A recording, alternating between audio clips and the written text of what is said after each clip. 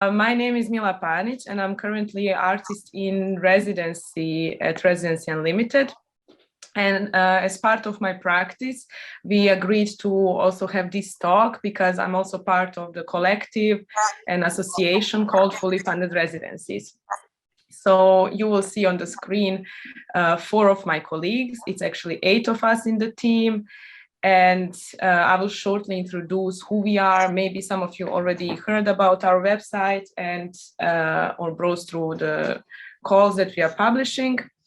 At the moment, the video and the audio of all participants, it's not possible to voice yourself, but you can write the questions in the chat, and at the end of each topic, we will read through the questions, so you can write the questions, concerns, and next to our talk or opinions that we're gonna share, we also share great projects in the chat or references, so you can also save this for yourself.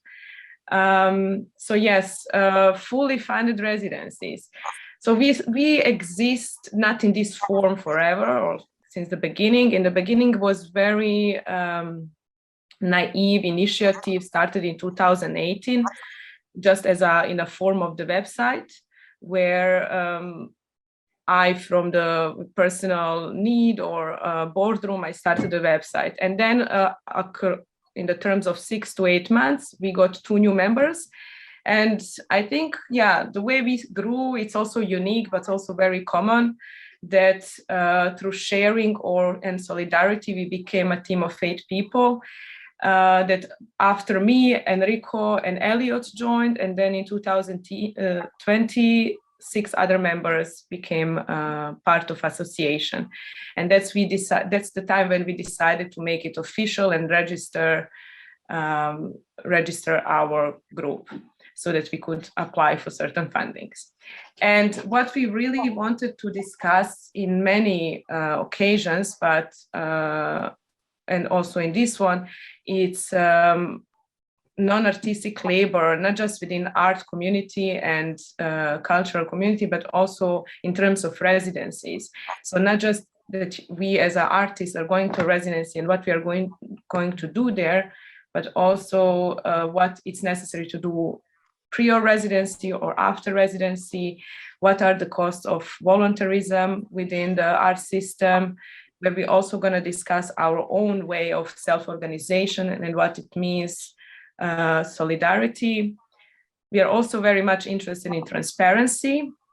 Of course, we're all interested in transparency and want to know as much as we can in what we are participating, but also we are questioning till which point we should be transparent and in which, when this transparency is actually harming our practices, and for what reason. And as third topic, we're gonna highlight a bit more peer support and solidarities, as well as accessibilities to funded international residencies.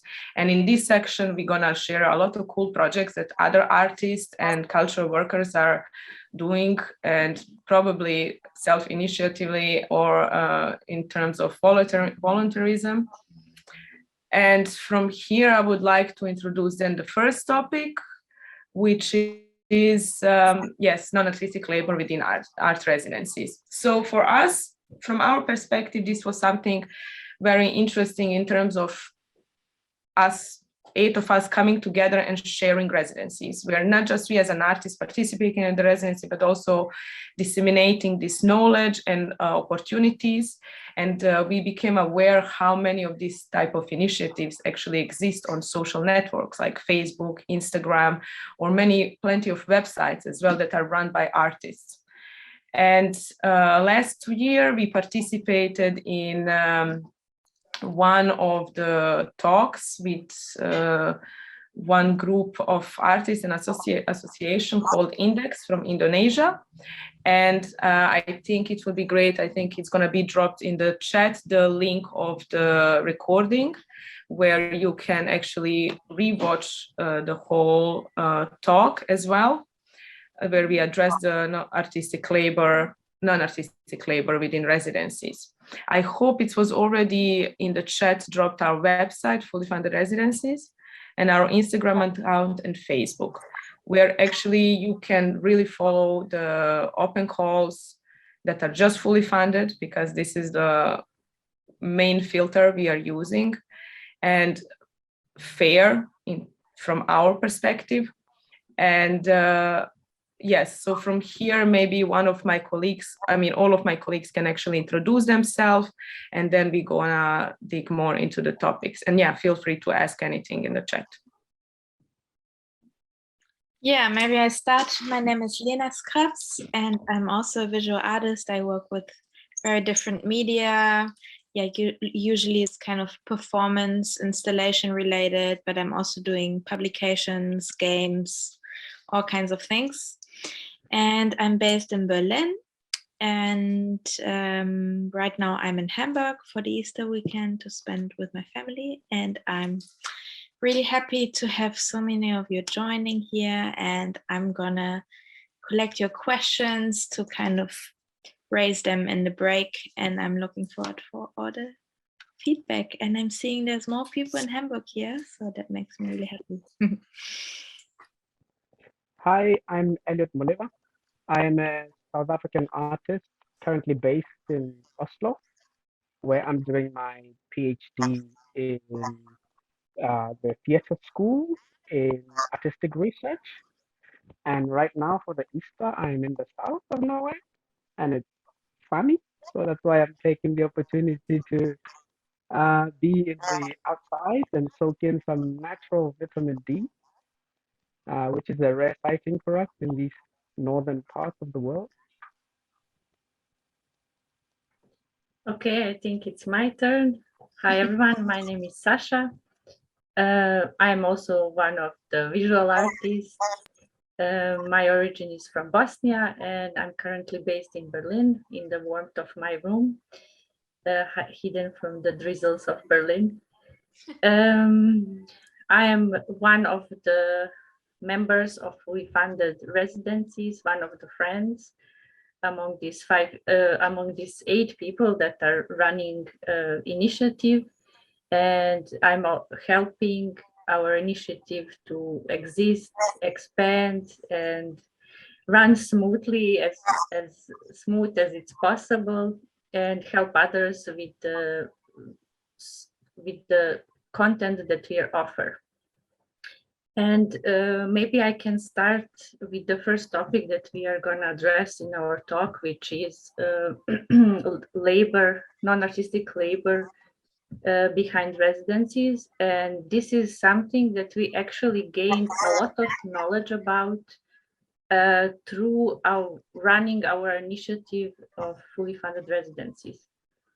At the beginning, this is something that I personally did not have much knowledge about, how much time you need to invest into running something on your own without financial support, and how to create the infrastructure of something that can exist, and how to distribute the tasks among people that are running their own lives, having their own jobs, but share the interests and goals and motives into making art world more accessible to everyone, more equal to as much as it's possible, and how this is possible actually to do. Through our initiative, we are trying now at the moment on the scales of our abilities to share the open calls that are the most fair in our vision to artists, because they are offering financial support, traveling support, and accommodation to the artists that are taking place in certain residencies, as well as expanding it into all kinds of fundings that are available to artists of all disciplines. What actually goes into this labor from behind the scene is so much organization of on our side on distributing who is gonna do what and how, And this actually can be applied into organization of residencies, which is something that we are learning on the way, because we are collecting so much data, so much feedback from people through organizing this kind of art talks, about sharing the information that we have, through doing interviews with participants of residencies or organizers of the residencies, and through networking with other people who are doing similar things, and institutions that are open for expanding their visions and learning something from the side of those who are playing a part of residencies, from the side of taking part in them. On this side, so much of creative labor is put into organizing anything in the cultural sector, so much of cognitive labor, networking, immaterial labor, and on the side of running your own normal life of independent person. And through our organization, we are trying to establish some kind of platform that will offer easy access to all kind of tools that can help others to organize themselves or to benefit from this and apply it to their own practice.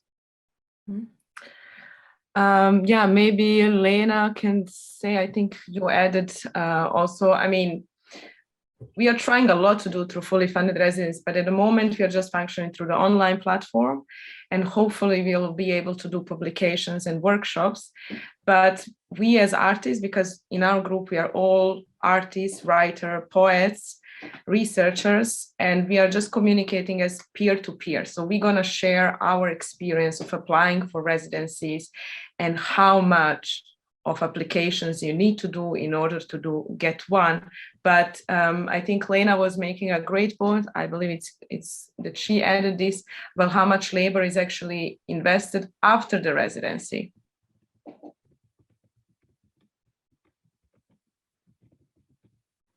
You are Lena, unmuted. you're muted. Sorry.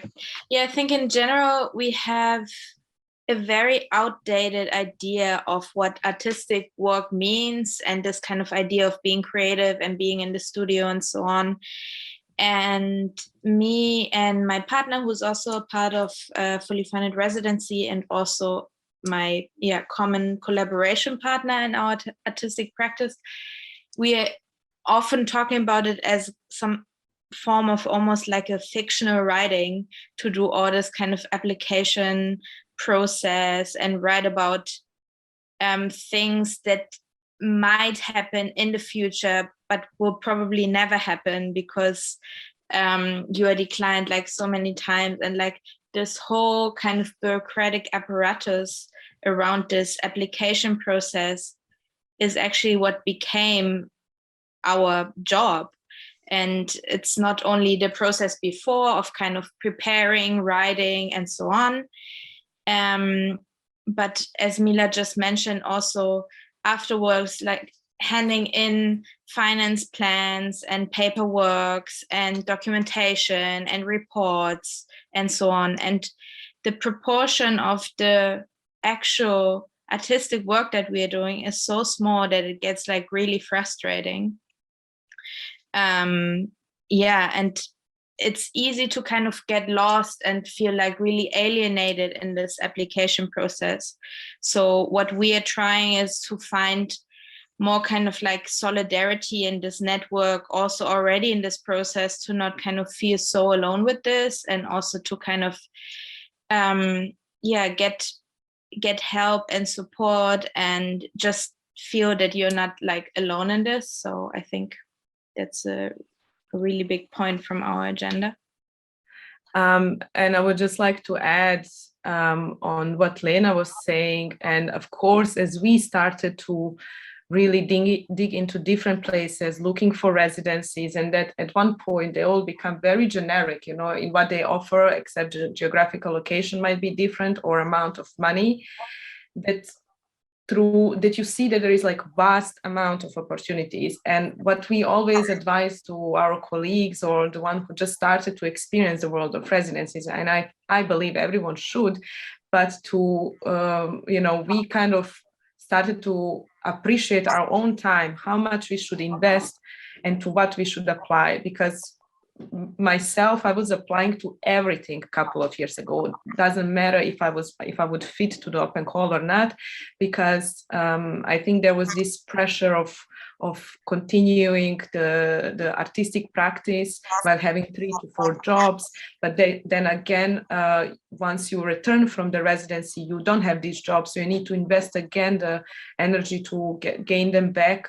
So at one point, I was thinking that maybe the residency, it's not beneficial for my practice. And I think at some point, everyone should reflect what they gain from residencies in terms of their practice. That it's not necessarily just networking. And I think we all agreed in this point that I think now I'm not applying almost to anything because it's not how I work.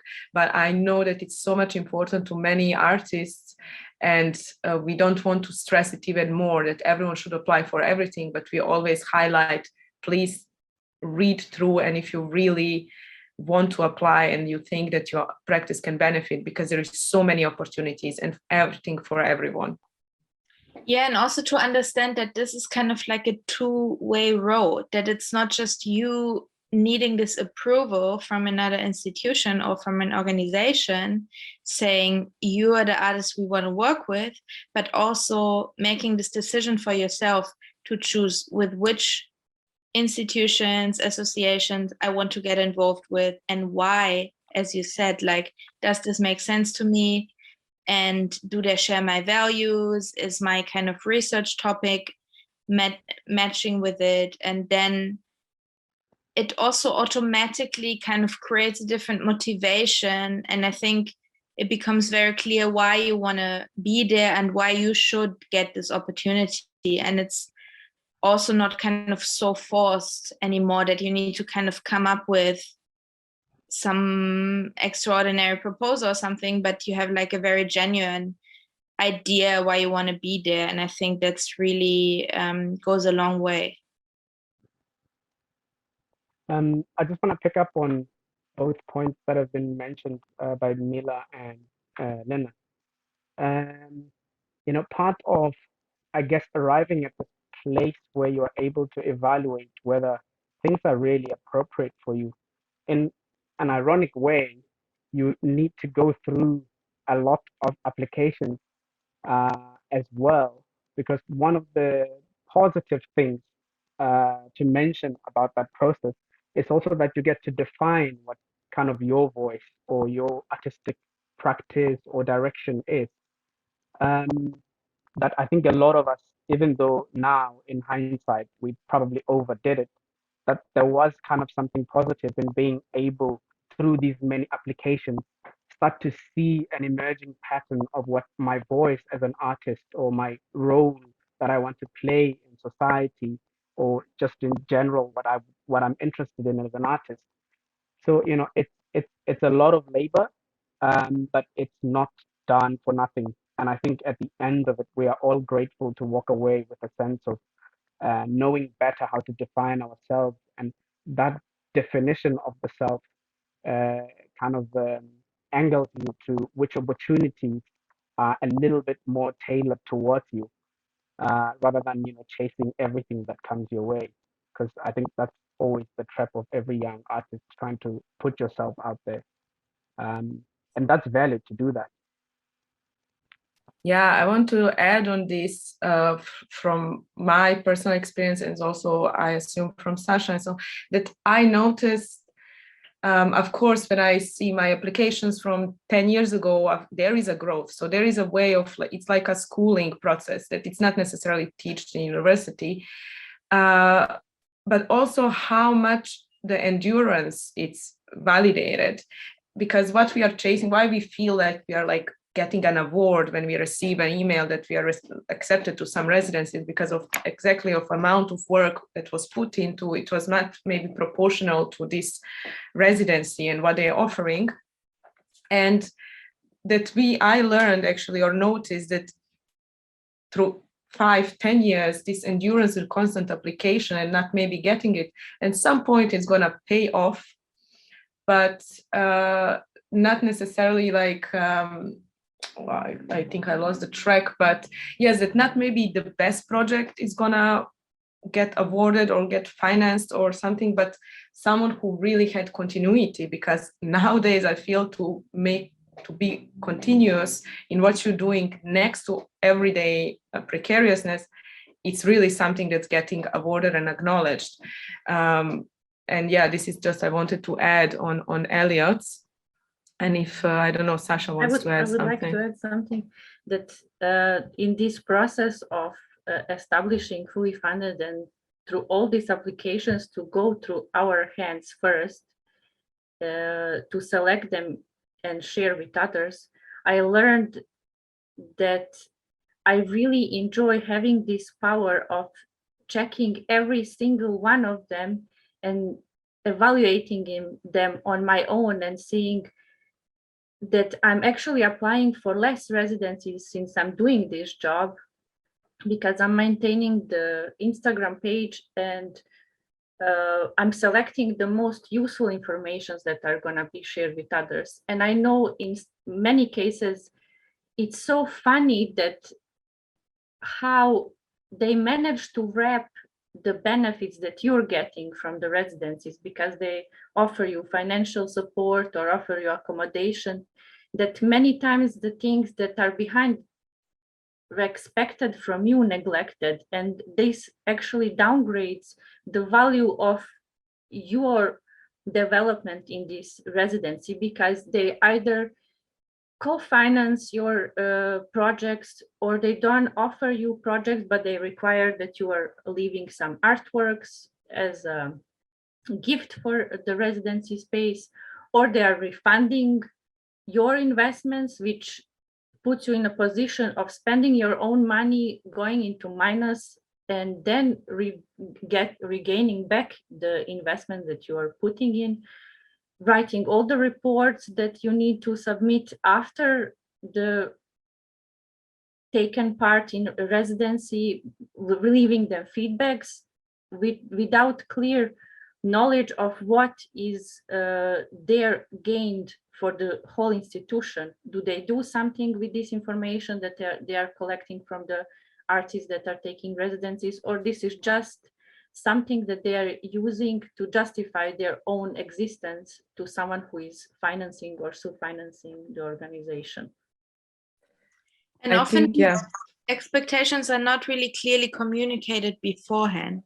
And I think that's quite a problem. And then they expect you to do some Instagram takeover and do a blog post and do this and that. And you're so busy with all this kind of work for them, actually, of their self-presentation, that is all kind of be taking off the artistic work that you're actually supposed to do there for yourself.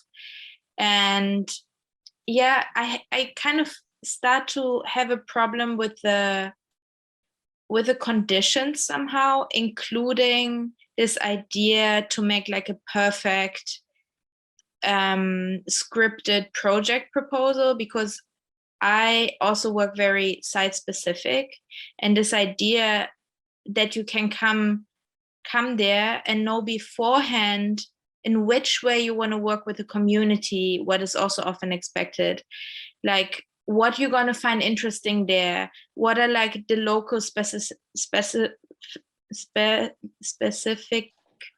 things. It's just absurd. And I think what some institutions already do, but what I think we should shift more towards is to actually look at the things this artist has done in the past, like their style, their interest, what is their current research, and not so much do they already know what they want to do. Like, I don't think it's very useful. and then also just kind of provide time and space to arrive and to find out what you want to do, because you not necessarily know this in 1 second. And I think often it's kind of really output oriented still, even though there's also a lot of residencies that provide this time and space. But yeah, that from the minute you arrive, you need to start doing things. And yeah, I just wish there would be a bit more trust from the side of the institution. I think that was great intro to the topic of transparency, where we are not like, usually when we speak about transparency, sometimes in my head would immediately pop financial transparency, which is of course important. First of all, how much money artist is gaining, how much the host is gaining, and how much is especially is it private funding, public funding, who is responsible for what, but also this ideological transparency. It's very important. And I don't know if you're following in the chat, but we are already sharing quite great projects and initiatives, also site specific, like for example for Netherlands, that there is an association that was making guidelines for artist fee, where you can also consult with them how much you should be paid, but also something similar, it's called Wage, that it's working in New York. And we're gonna on the side share all these amazing projects, but also small initiatives from artists, like UK-based duo and website called The White Pube, where you can see their funding library, and you can upload also the applications you did and they were successful for others to see. So here where the transparency and solidarity sort of intersect, and for us these events are very important and interesting. So because I think also Fully Funded started somehow because of this frustration of hiding information from each other, young artists doing this to themselves, like they will gain if they don't share. But I see, and we see actually, that this is the only way that we can support each other in terms of, you know, continuously working. And we're gonna share on the site, so you can bookmark. I hope these links will be also published in the together with the video link on Residency Unlimited website. Yeah, so we wanted to address this transparency, but we also have experience that not just not being transparent, but to which point we should be transparent. And I think Lena and her partner, I mean, also part of Fully Funded Residency, Paloma Sanchez Palencia, they were having experience of how actually being shady is going to benefit to your practice. And yeah, so maybe you can share a bit about it. What do you mean with this? I'm not sure. I mean, this is what I mean. It's like when you're giving these reports, that, for example, some public fundings, they don't include artistic fee. And I also had this experience that my needs to be merged in something else. And so to whom it should be transparent, and where this transparency should be actually shifted somehow. I mean, what I find problematic is that it's a bit like an open secret that everyone's kind of moving around budgets and their finance plans for projects and so on. And I sometimes just wonder why there cannot be kind of an honest communication about it. For example, some project fundings, they don't provide money for an artist fee. And the question is like how they imagine someone to work for several months without being paid for it. And then, yeah, artists just see themselves forced to trick. And it's annoying, and it's kind of stops us from actually living a culture that we would appreciate, which is one of transparency and also common sense, and where we sometimes kind of run against walls of bureaucracy, which is like, it's supposed to be like this. And then there's just so many things you cannot foresee.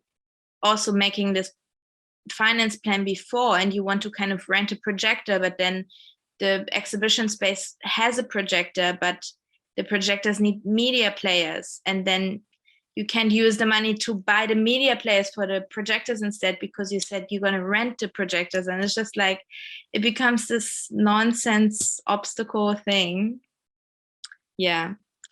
But to this topic, there was also kind of a question raised here, which fits quite well to what I just said, and also still goes into transparency thing, which is how can the artists protect themselves against work expectations that were not clearly expressed beforehand? Which I think it's a really difficult question, because it seems like the responsibility for this is at the artist, like saying no. I think that's just a big one, just saying like, I didn't sign up for this, like no one was communicating this for me before. But also I think some of the resources that you just mentioned, Mila, can be helpful in really cases of some sort of abuse or exploitation, where you actually have kind of a platform where you can complain. And I think this is a good point and moment. Maybe I will share the screen, because there are a couple of projects, I don't know how known they are, where actually, as Lena said, you can submit your case. I will just try to share the screen. Yes, good, I'm sharing. So the, wait a moment, it's a bit of a mess now. It's called Code of Acquisition, where you can see, and they are exposing good and bad practices of arts institutions, galleries, and studios. So this is not just for residencies, but you can also submit a complaint. And there are very like green ones. They mean they deliver. They were actually dealing with these topics in a good manner, like paying artist fees, or being transparent in their acts, gender diversity policy, while you also have institutions who were like some artists or collectives were complaining that they were mistreated. And of course, once the case is submitted, they do fact checking, and you can read a lot about them. And I found this website very helpful when you want to work with someone, that you can actually see what problems might occur or not. Something similar, it's also Scam the Scam. It's also the website that works globally. They also share stories, but yes, they try to map relationship between museum boards, like to expose wealth and like these private investors where the money comes from, or nepotism, like so you can also judge on your own. I think all these function much better on a bigger screen rather than on my laptop. But yeah, these kind of websites are very beneficial. We'll just stop sharing at the moment. Yes. And this is also in the link in the chat, so you can access later. On the other hand, one of the important questions that kind of this issue of transparency raises, and we haven't really started talking about this much, is whether art residencies need to be regulated in some way.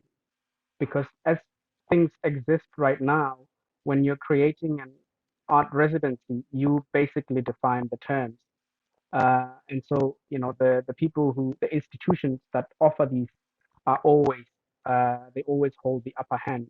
And of course, we've seen great examples of residencies where, the space is made quite free for the artist to come and really make in the way that is productive for them.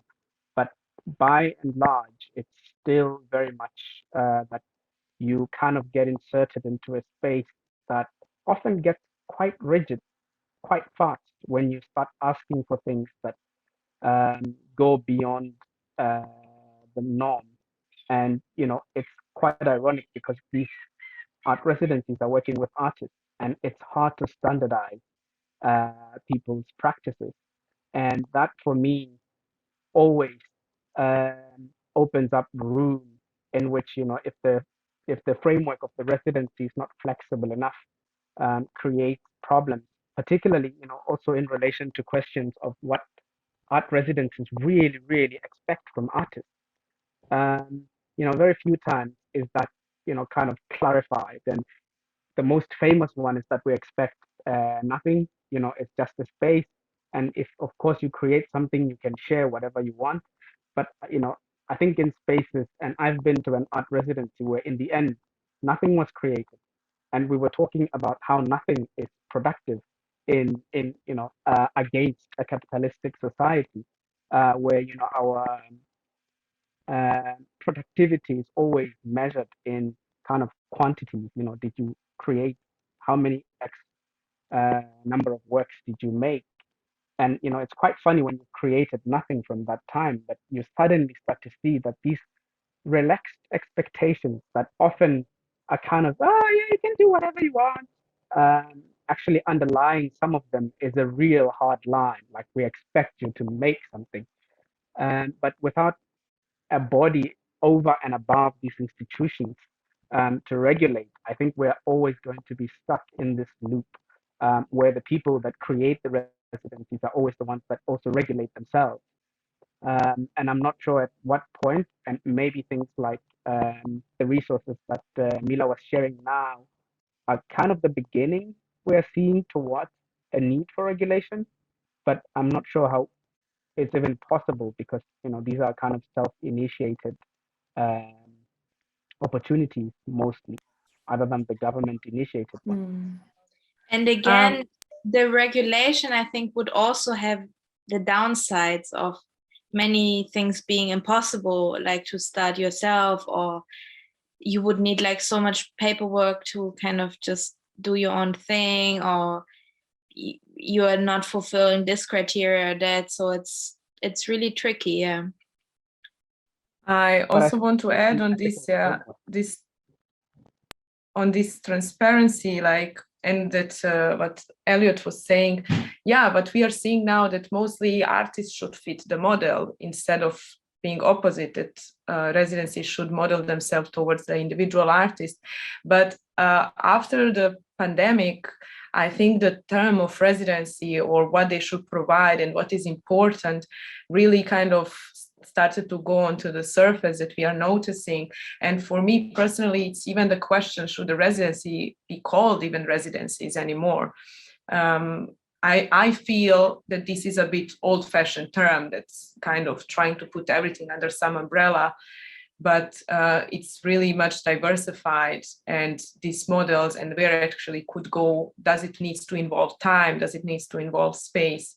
And I think pandemic really shifted many of these ideas, or actually started a couple of discussions. And also what we are not mentioning, because we are also artists, when we are applying, we are also thinking a lot about ourselves. Depending on our practices, we might think about community, where we are going. And if in case of public fundings in these residencies, I think they also own explanation or some sort of transparency to the community where they're hosting artists.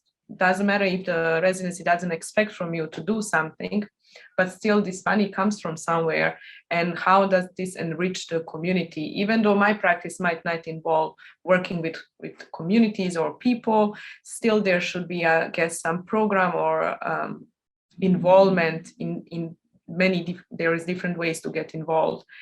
And yeah, when it comes to the open calls, they also, I see that really they leave out this aspect of how this can be involved, except like, oh, we can, hook you up with a couple of people, or we can do a public presentation at the end.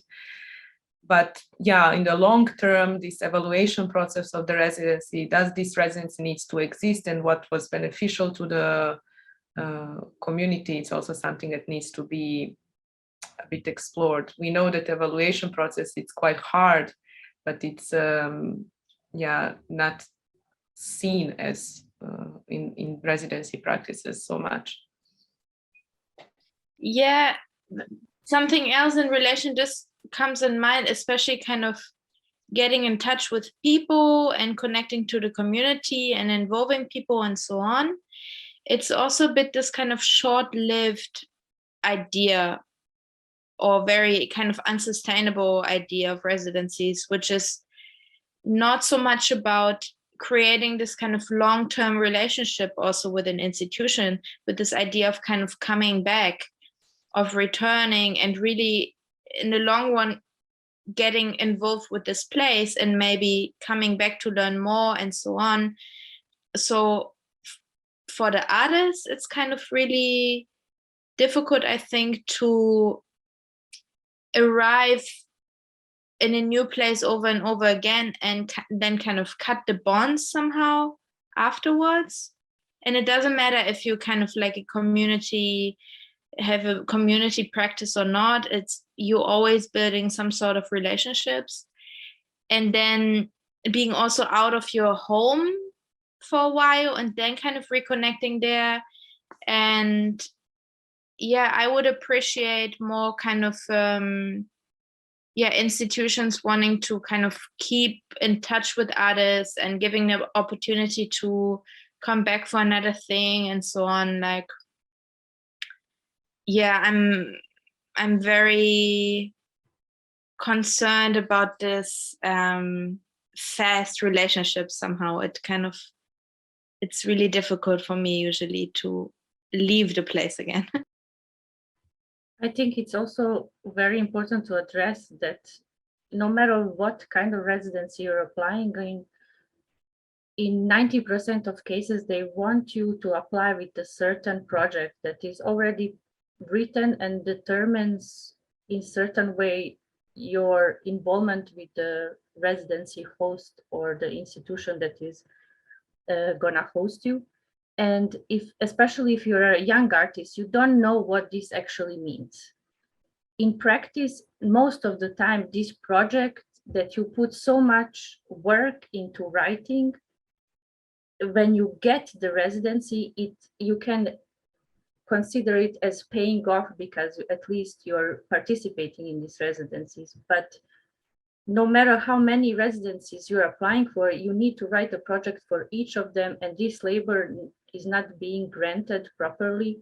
It's just neglected. And anyways, even if you take part in a residency, this project is not something that is usually required from you to be developed within the residency. They sometimes even ask you to be alert of the community that you're gonna take part in, that you're gonna visit. You need to address the location where you are, and if you're going in a certain area for the first time and you don't even know what you're waiting over there, and they want you to be community involved, and they don't create a certain network of people that you're gonna connect over there. It's also creating like these false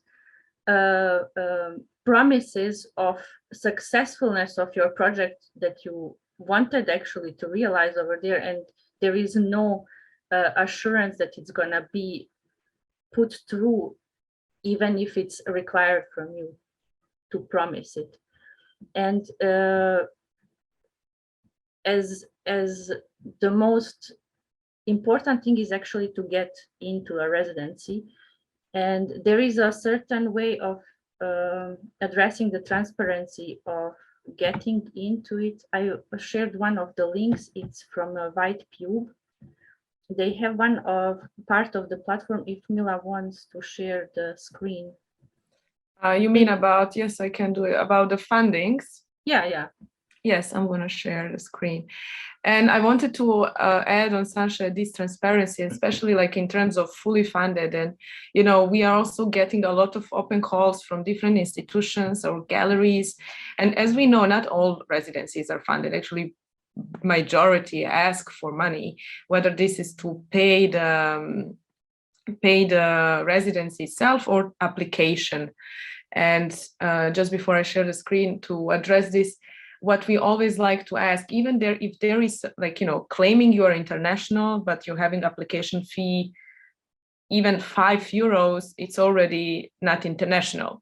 this is our point of view, but of course we would also publish it depending how transparent certain institution or host is for what these costs are going. Is it non-profit or it's profit, or is it administrative cost? And if there is a possibility to waive the fee for applicants that are not in situation to apply, to pay for, because also some countries, they don't have means of transactions of money. And so for us, this was also like daily question whenever we receive an open call to communicate about it, because within the open call this is not communicated, and we would like to stress this, that anyone trying to make an open call should actually be transparent about this. If there is certain cost, I would also apply for something that I need to pay for if I'm in situation, if I'm really if I can see where this money is going to and what I'm given in return. And I would share the screen just shortly. Where is it? Am I sharing the screen already? No. Okay, now I'm sharing. Good. So Dubai Tube is also one artist-run initiative that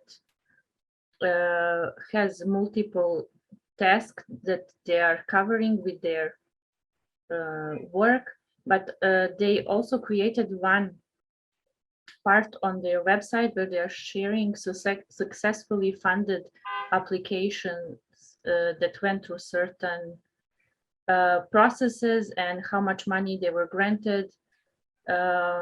And people are sharing over there the process that they went through and the experience they had, and everyone can also contribute to this database. Although, as I am aware, it's mostly connected to UK. Yeah. But I think everyone, it's not if someone would share their open call, I think it would be published. It's also the matter like how known this website is to wider public, and this should maybe not be even a singular case. We should have this is just one example of how we could help to each other to be more transparent and to help each other if there is no other means to share applications. And I know also artists are very concerned when someone asks them to share their portfolio or application. They're kind of not sure if they should do so, but I don't see the reason why not. There is no magic tool on how your application is going to be perceived by the jury that is selecting the artist for any type of grants, but this source of information can actually help you to learn how to approach, what to cut from your application, how to focus. They also emphasize here that certain languages applied in certain application processes. So you don't know, no one trains you in your educational system how to approach certain institutions, what they expect from you, because they are not familiar most of the time with the consumers of their finances, because they are usually operating through some middleman like hosting institutions that I don't know why, like maybe in the more latest time, the most organized institutions or organizations from the artist side have more tolerance for the needs of an artist itself. But in most cases, these traditionally oriented organizations are neglecting the needs that artists are actually having, and they are setting certain rules that we cannot meet if we don't have certain knowledge that is provided to us on how to approach them. I think that's great transition to, we have some questions. Lena will address them, but just to be going now into the third topic, because we are also in 10-15 minutes gonna finish the talk. So there's a request for advice for emerging artists. Any specific advice? Advice for emerging artists. Yeah. Do you have any specific advice is like the best advice is don't be discouraged. No rejection is discouragement, and it's not personal. This is what we learn, that sometimes for example, in terms of applications, the rejections are not personal. And there is maybe you're not fitting to the institution, but yeah, and also, yeah, not being discouraged and continuously working. And it's gonna pay off in some way. Maybe if it's not residency, maybe someone will figure out the residencies are not for them and start working a different way. And we also, or you're gonna start platform like us out of a revolt for not having enough financed places. Yes. Yeah, it kind of connects to the other question, which is like, what is a reasonable number of residencies to apply per year, which is so personal. Like you could, like maybe residencies are not a format that are fitting for your practice at all.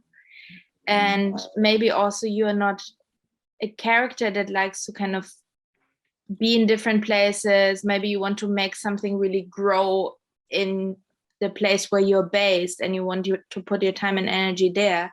So from my point of view, there's nothing really how we can answer this question. It's very personal and it depends on how much time you have, if you're interested in the residencies. Yeah. If you have time, you should apply for as many as you can, especially if you're a young artist that never experienced it, and then your goal is just to get some of them. And if you have many accepted ones, then you're in a really good position to actually choose which one you want to take part in and which one not. But the more obligation, it doesn't mean like being an artist doesn't mean that you need to go on residencies. That's what I wanted to make clear. And wait, okay, Elliot, yeah. I just wanted to echo that, apply for as many as your time allows. And one of the really cool things, after you go through several hundreds of rejections, is that in your life, these rejections help you handle, like, rejections in general life, because, some of them will mean so much to you that you'll want to get them, and it will hurt a lot not to be the chosen artist. But that's just going to help you as a human being to handle rejection better. And it's a bit unfair that as artists, we have to do that labor of knowing how to get rejected, but it's an essential component of this process. And it's, and it's not even personal. So it's a kind of an ironic situation you are in as an artist, trying to put your work out there. But, for a first timer, it's essential also to be able to, go abroad and connect with other artists, because growing your network is one of the cool ways of making sure that, you spread your tentacles. And, some residencies, you meet people that become your lifetime collaborators. And that's a really, really cool, rare find. But it can happen.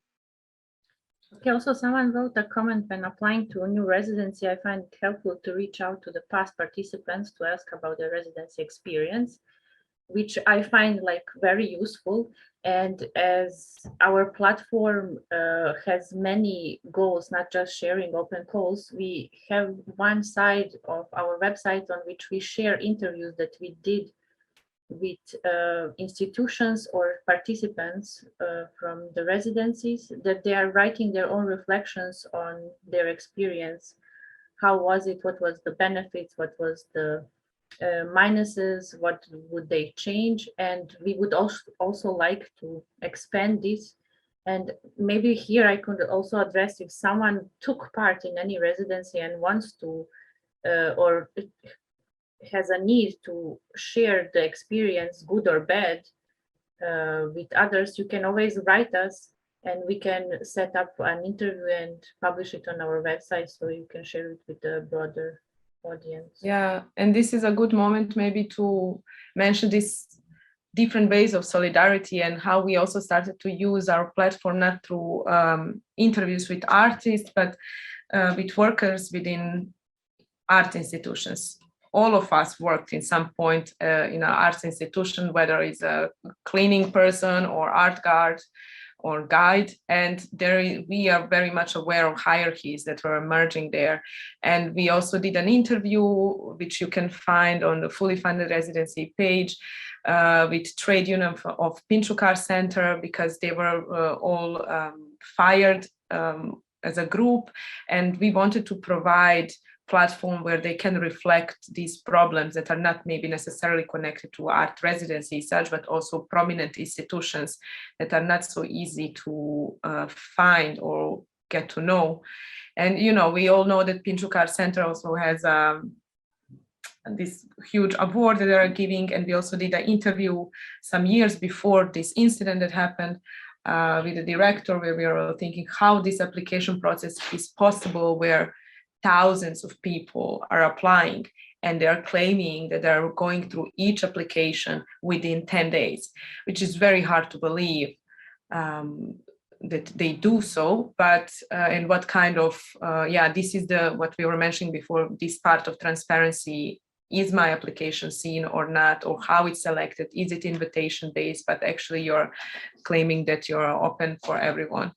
And we shared in the chat other links where it's also care manual done by Lena Scrubs and Paloma and Stefan and Vanessa, other two artists.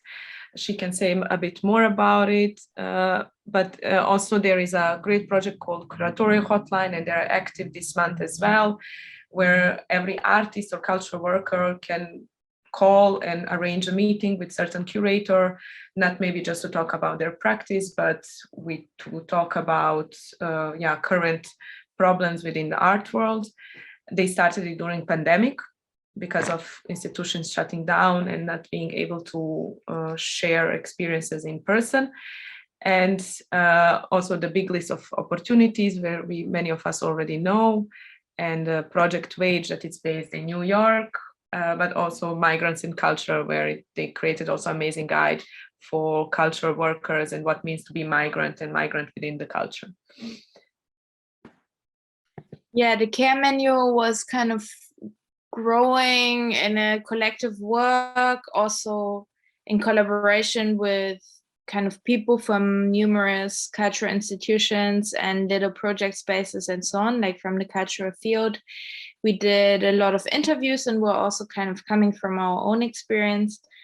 And it was like coming from a frustration of this kind of hypocrisy or bias between how institutions present themselves and the topics they care about, which is often very critical and reflected. And it's kind of questioning hierarchies, bringing up topic of care and solidarity just because it's maybe trending, and then the internal structures are often not really reflecting that.